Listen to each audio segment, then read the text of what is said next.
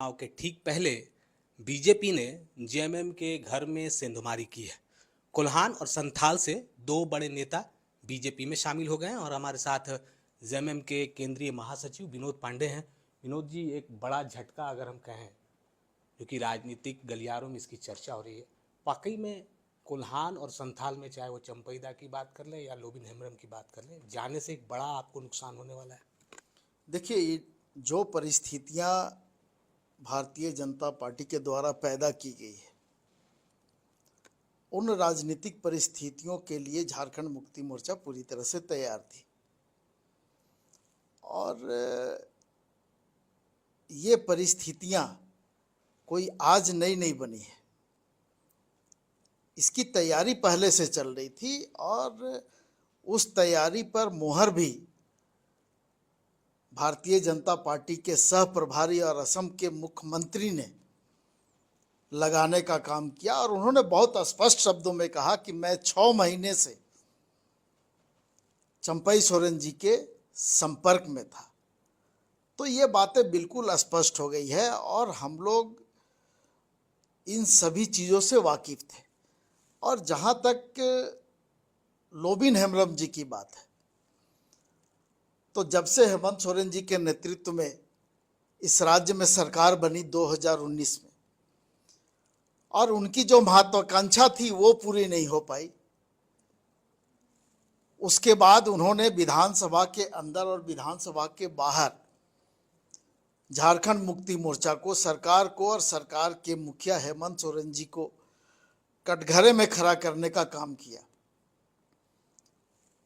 लेकिन पार्टी ने उनको हमेशा अवसर दिया।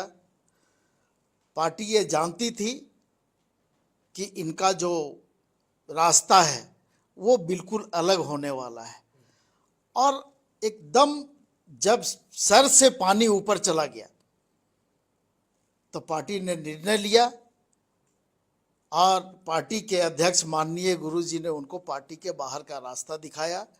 उनकी विधानसभा की सदस्यता समाप्त की गई। उसके बाद इन्होंने जो अधिकृत प्रत्याशी हैं लोकसभा के, विजय हंसदा जी, उनके खिलाफ में चुनाव लड़ने का इन्होंने काम किया। विनोद जी, तो आप ये कह रहे हैं कि दोनों ही नेता राजनीतिक रूप से अति महत्वाकांक्षा की वजह से पार्टी से बाहर चल गए हैं, क्योंकि चंपईदा भी कह रहे हैं कि उन्हें अपमानित करके निकाला गया, लोबिन हेम्ब्रम कई मौक़ों पर कह चुके हैं। तो ये क्या अति महत्वाकांक्षा है? और यहाँ भी उनका आरोप है कि ये परिवारवाद के कारण हो रहा है। नहीं, कौन सा परिवारवाद?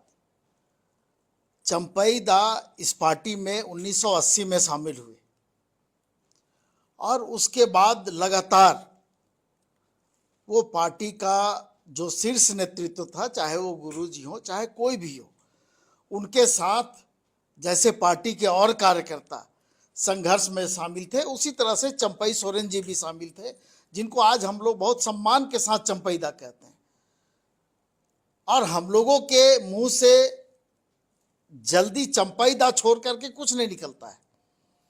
उनको पार्टी ने हर स्तर पर सम्मान देने का काम किया, चाहे वो संगठन हो, चाहे उनको विधायक बनाने की बात हो, चाहे सांसद के चुनाव में उनको प्रत्याशी बनाने की बात हो।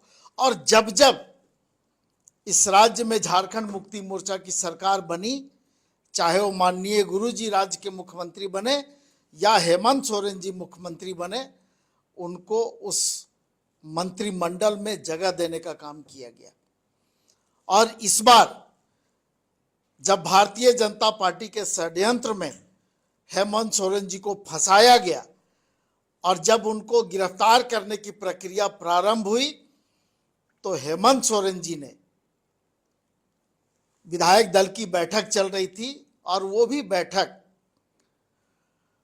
इंडिया गठबंधन की विधायक दल की चल रही थी, उस बैठक में आकर के उन्होंने खुद उनका नाम प्रस्तावित किया और उन्होंने एक बंद लिफाफा सारे लोगों के सामने देने का काम किया और उन्होंने बहुत स्पष्ट शब्दों में कहा कि जब मैं यहां से निकलूंगा उसके बाद इस लिफाफा को खोला जाए।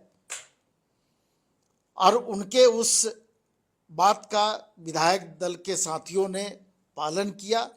और उसके बाद जब उस लिफाफे को खोला गया और उस पत्र में बहुत स्पष्ट तौर पे और बहुत मार्मिक भाव से ये लिखा हुआ था कि चंपई सोरेन जी हमारे गार्जियन हैं, हमारे पिता तुल्य हैं, और हम चाहते हैं कि आप लोग इनको हमारे बाद नेतृत्व इनको सौंपिए और इनको राज्य का मुख्यमंत्री बनाइए। चंपई दा उस पत्र को पढ़ते पढ़ते वो पूरा पत्र भी नहीं पढ़ पाए थे और लगातार वो रोना चालू किए। चूंकि उस सम्मान का उनको उम्मीद नहीं था शायद, लेकिन वो सम्मान उनको पार्टी ने, हेमंत सोरेन जी ने और इस परिवार ने देने का काम किया। और आज वही व्यक्ति जब इस तरह की बातें करता है कि मुझे अपमानित किया गया, मुझे सम्मान नहीं दिया गया, मेरे पीछे जासूसी की गई, तो इससे ज्यादा दुर्भाग्य बातें मैं समझता हूं कि मैंने अपने राजनीतिक जीवन में, मैं भी इस पार्टी में 1984 में शामिल हुआ, गुरु जी के सामने, गुरु जी के सानिध्य में, और मैं तब से झारखंड मुक्ति मोर्चा को बहुत बेहतर ढंग से जानता हूं। और सांगठनिक रूप में मैं एक वार्ड सदस्य के रूप में इस पार्टी में कार्य प्रारंभ किया था। इसलिए ये सारी चीजें हमको मालूम है। और जितना सम्मान चंपई दा को दिया गया, हम नहीं समझते हैं कि इस पार्टी के अंदर किसी भी व्यक्ति को, चाहे वो परिवार का हो या परिवार के बाहर का हो, उसको सम्मान मिला होगा। यही लोबिंदा जो आज इतनी बड़ी बड़ी बातें करते हैं, निर्दलीय भी इन्होंने चुनाव लड़ा, गुरु जी के फोटो को लेकर के चुनाव लड़े, जीते भी, वो आए भी, पार्टी ने इनको सम्मान देने का काम किया।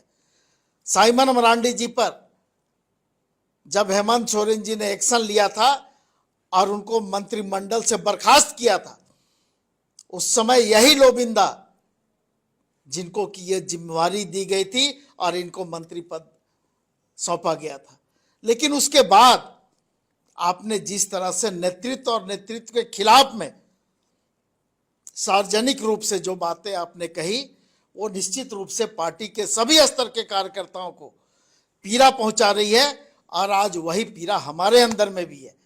ये जो मैं बातें आपके सामने बोल रहा हूं, ये पीड़ा हमारे अंदर में भी है। और ये 40 साल का पीड़ा है, हमने भी संघर्ष किया है। संघर्ष की बात लोबिंदा करते हैं, बहुत अच्छी बात है, आपने संघर्ष किया, आप लोगों के नेतृत्व में हम लोगों ने काम किया है, चंपई दा के नेतृत्व में हम लोगों ने काम किया है। गुरुजी तो सर्वोपरि हैं। लेकिन आज जिस स्थिति में गुरुजी हैं, चाची हैं, वो पूरा परिवार है, वैसे स्थिति में आपसे ये उम्मीद नहीं की जा रही थी। और मैं समझता हूं कि इससे बड़ा बैक स्टेपिंग और कुछ नहीं हो सकता राजनीति। विनोद जी, आप तो गुरुजी के बहुत नज़दीकी रहे हैं, अभी भी हैं।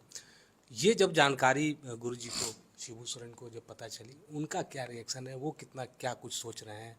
आपने कभी उनसे बात की हो या उन्होंने कुछ कहा हो आपसे, जाना हो कि अरे ऐसा हो गया क्या, कैसे कर गया, ये इस तरह के कुछ बात? मैंने जब ये प्रकरण प्रारंभ हुआ तो मैं किसी को बताए बिना, चूंकि मैं हमेशा उनसे मिलता हूं, हमेशा उनसे बात करता हूं और पार्टी के जो कार्यकलाप हैं उन सारे बातों को उनके सामने रखने का काम करता हूं, चूंकि वो पार्टी के अध्यक्ष हैं, पार्टी के सुप्रीमो है। तो इसी क्रम में मैं उनके पास गया और मैं जब उनसे बात कर रहा था, उनको मैंने बताने का काम किया। उन्होंने सीधे एक शब्द में कहा कि फोन लगाओ चंपई को। ये भाषा थी उनकी। मैंने फोन लगाया लेकिन फोन को रिसीव नहीं किया गया। उसके बावजूद भी गुरुजी ने क्या बोला मैं बताऊं? अरे छोड़ दो यार, सो गया होगा खाना उना खा के, ऐसा नहीं करेगा वो, ऐसा नहीं कर सकता है। यह विश्वास था गुरुजी को। लेकिन उस विश्वास को तोड़ने का अगर काम किया गया है तो निश्चित रूप से उनको भी आघात पहुंचाया गया है और पार्टी के सभी स्तर के कार्यकर्ताओं को आघात पहुंचाने का काम किया गया। एक अंतिम सवाल, विनोद जी की अब चूंकि आघात तो पहुंच गया आप लोगों को, सेंधमारी हो गई बीजेपी की, अब आप इससे कैसे निपटेंगे? क्योंकि चुनाव बहुत नज़दीक है और वो कोल्हान की बात कर लें या संथाल की बात कर लें, दोनों ही क्षेत्र आपके लिए बहुत ज़रूरी है। पिछले बार तो कोल्हान से क्लीन स्वीप आपने किया। देखिए, सिर्फ कोल्हान और संथाल की आप बात न करें, पूरे झारखंड में जिस तरह से संगठनिक तौर पे झारखंड मुक्ति मोर्चा मजबूत है, हम नहीं समझते हैं कि कोई व्यक्ति बड़ा होता है, संगठन उसको बड़ा बनाता है, संगठन उसको महान बनाने का काम करता है। अकेला कोई भी आदमी संगठन नहीं हो सकता है।